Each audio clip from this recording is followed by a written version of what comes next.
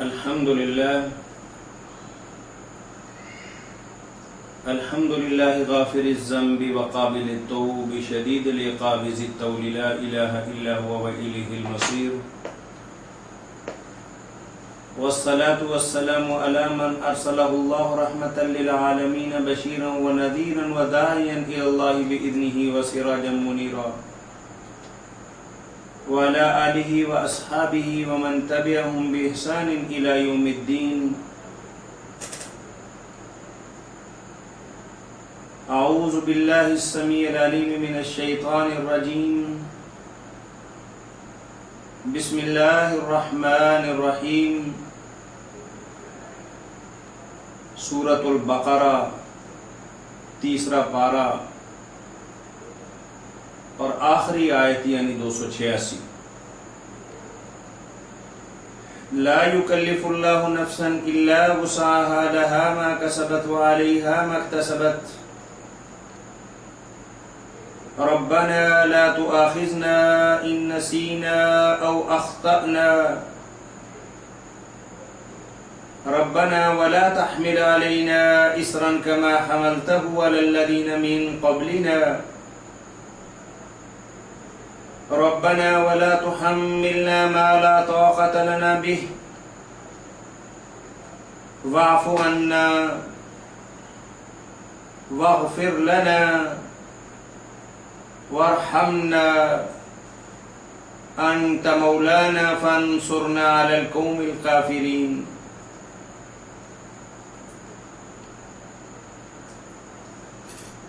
سورۃ البقرہ کی آخری آیت مبارکہ آپ کے سامنے تلاوت کی گئی. سورۃ البقرہ جیسا کہ آپ سب بہن بھائی جانتے ہیں کہ مدنی سورت ہے، یعنی ہجرت کے بعد یا مدینہ منورہ کے اندر یہ ایسی سورہ مبارکہ کہ جس کے اندر اللہ وحدہ لا شریک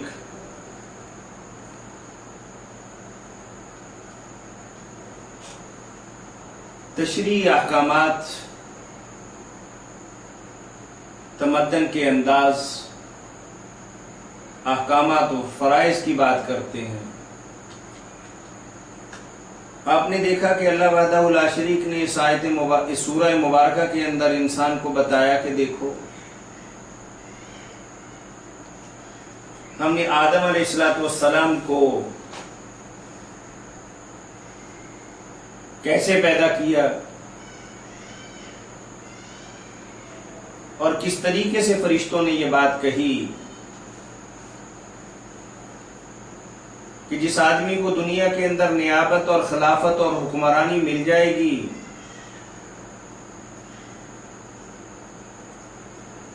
لا محالہ وہ کپڑوں سے باہر ہو جائے گا، رسیاں توڑائے گا، شیطان کے راستے پر چلتے ہوئے من مرضی کے قوانین اس کائنات کے اندر لاگو کرے گا.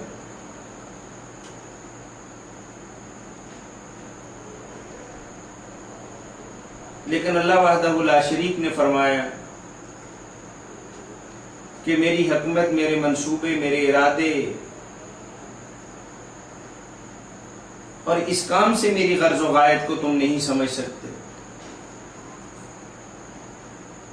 اور جس انسان کے بارے میں تمہاری یہ نظریات اور خیالات ہیں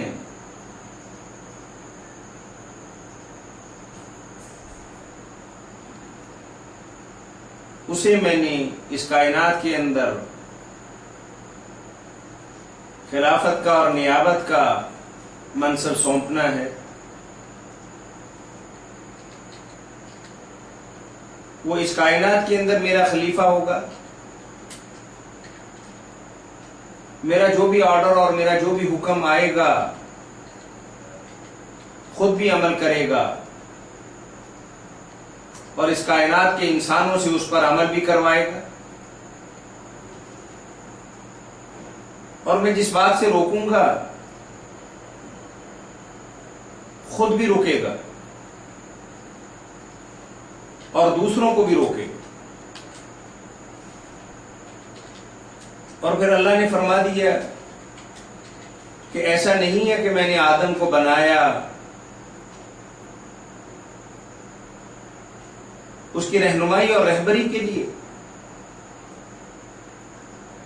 میں انہی میں سے، ان جیسے انسانوں میں سے، انہی کے بھائی بند، انہی کے قبیلے برادری اور تہذیب اور ثقافت سے متعلق وہ معتبر ہستیاں جنہیں پیغمبر اور رسول کہا جائے گا،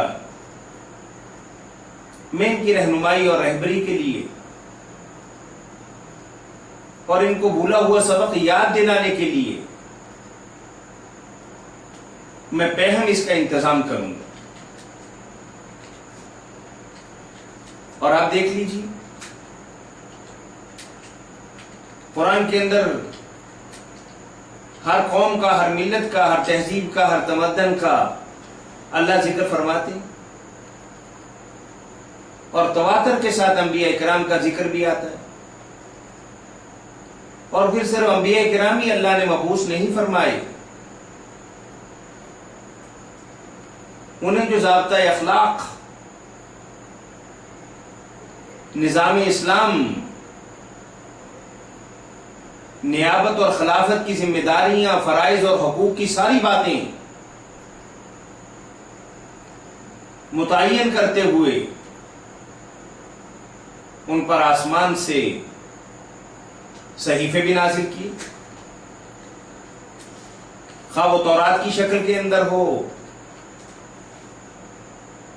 پیرایا زبور کے اندر ہو،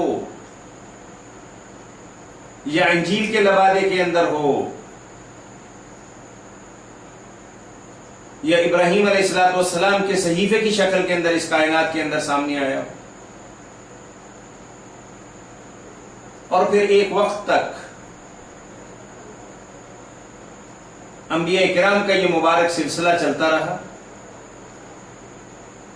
ایک وقت کے اندر کئی انبیاء کرام اس کائنات کے انسانوں کی رہنمائی اور رہبری کے لیے اللہ کے احکامات کی بجاوری کرتے رہے. وحی آتی رہی، کتابیں نازل ہوتی رہی، لیکن اللہ کے نظام کو کون جان سکتا ہے، کون سمجھ سکتا ہے؟ اللہ اپنے بارے میں فرماتے ہیں کہ اگر پوری کائنات کے دریا اور سمندر یعنی پانی کے تمام تر سرچشمے جو ہے وہ سیاہی کے اندر بدل جائیں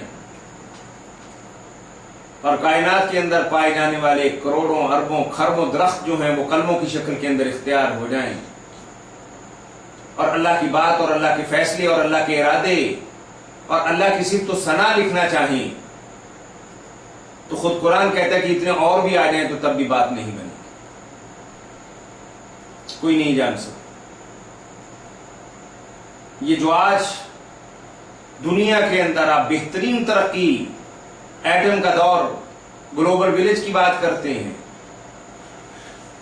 مائکرو سیکنڈ کے اندر یہاں کا بندہ امریکہ، کینیڈا، میڈل ایسٹ، افریقہ، ساؤتھ افریقہ میں بات کرتا ہے. یہ تیز رفتار اور تیز ترین ترقی، شاید آنے والے 100 برس کے اندر یہ ترقی کسی گنتی کے اندر نہ ہو، کسی معنی کے اندر نہ ہو. قیامت تک جو بھی ترقیاں ہوں گی، جو بھی علم کے حوالے سے نئی نئی ایجادات اور نئے نئے انکشافات ہوں گے، یہ اللہ کے علم کا کروڑواں حصہ، کروڑواں در کروڑواں بھی نہیں ہو سکتا. اللہ کی حکمت کو کون جان سکتا ہے؟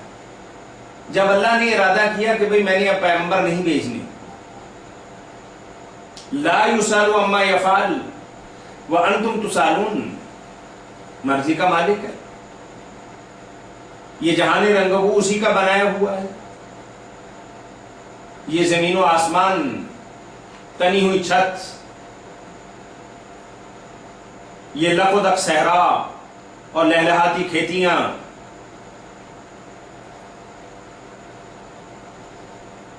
آسمان کی بلندیوں کو چھوتی ہوئی پہاڑوں کی چوٹیاں، یہ سب اللہ کی مرضی کی نشانیاں۔ اللہ نے جب ارادہ کیا کہ آج کے بعد کوئی پیغمبر نہیں آئے گا اور آخری پیغمبر بھجوا دیے جن کا نام نامی اسم گرامی محمد رسول اللہ صلی اللہ علیہ وسلم، اور قرآن نے واضح الفاظ کے اندر فرما دیا کہ لا نبی بعد، مہر لگا دی، دروازہ بند کر دیا۔ ایک باب تھا جو بند ہو گیا۔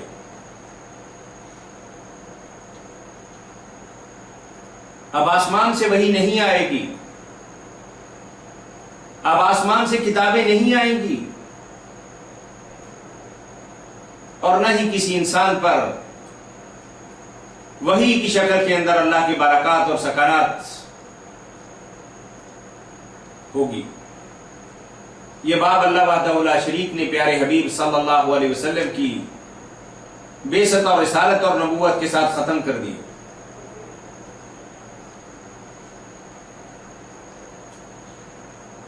اب تمام تر آسمانی کتابوں کا نچوڑ، چونکہ وحی آنی نہیں، نبیوں اور رسولوں کا سلسلہ منقطع ہو گیا، آسمان سے انوار الہی کی براہ راست جو بارش برستی تھی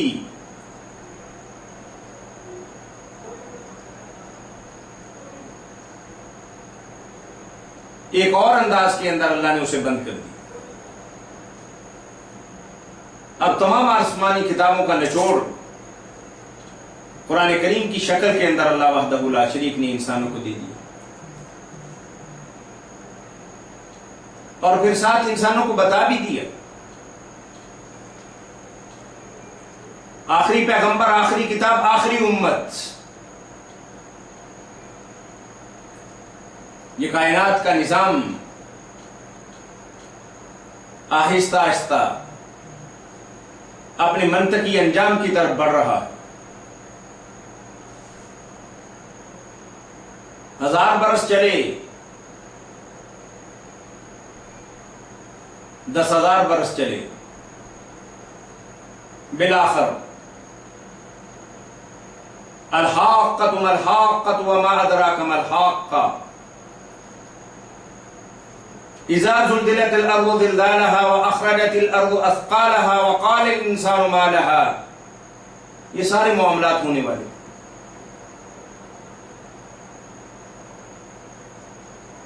اب یہاں اللہ وحدہ لا شریک نے انسان کو بتا دیا کہ دیکھو تم سے پہلے امتیں آئیں، ہم نے ان کی رہنمائی کے لیے پیغمبر بھیجا، اور ان کی رشد و ہدایت کے لیے آسمان سے کتاب بھی آئی، لیکن انہوں نے ہماری بات پر کچھ کان نہیں دھرا، مرضی کے قوانین کو اللہ کی طرف منسوب کر دیا، اللہ کی بات کا غلط معنی اور مطلب اپنا پیٹ بھرنے کے لیے اس کو اختیار کر لیا۔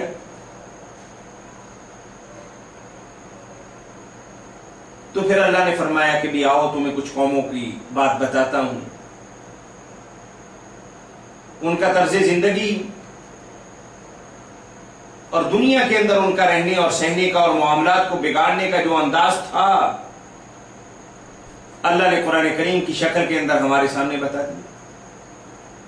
اور بقرہ ہی کے اندر آپ نے دیکھ لیا کہ ایک قوم جسے یہود کہا جاتا ہے، اللہ نے کہا کہ یہ کام نہیں کرنا،